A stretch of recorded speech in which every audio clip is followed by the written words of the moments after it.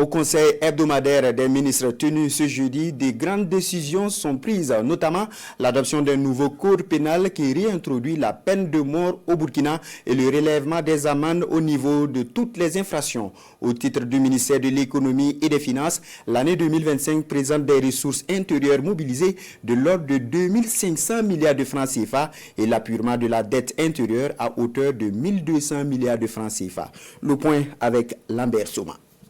Le Burkina Faso rétablit la peine de mort pour un certain nombre d'infractions. Le Conseil des ministres de ce jour a adopté un projet de loi portant code pénal. Selon le ministre de la Justice, Edaso Rodrigue Bayala, l'adoption de ce projet de loi s'inscrit dans une dynamique de réforme globale du secteur pour une justice qui répond aux aspirations profondes du peuple.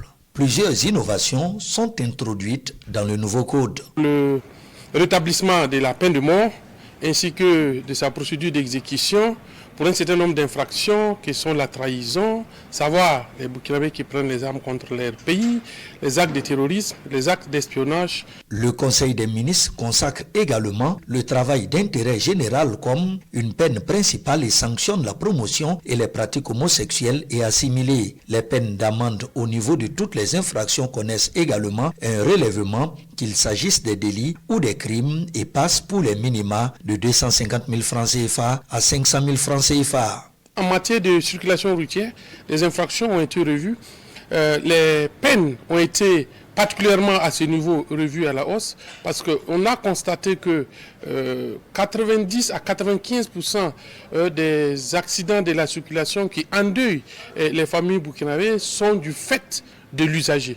Et il fallait bien entendu, tout en accentuant la sensibilisation sur la sécurité routière et prévoir également des sanctions qui puissent être dissuasives pour mieux protéger la société burkinabé et protéger les usagers de la route.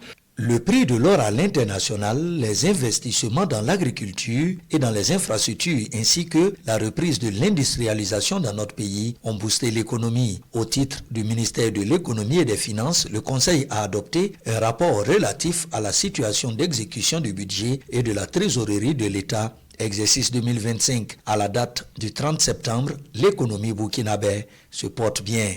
Nous avons pu mobiliser en termes de ressources intérieures 2500 milliards, soit un taux de 105% par rapport aux prévisions.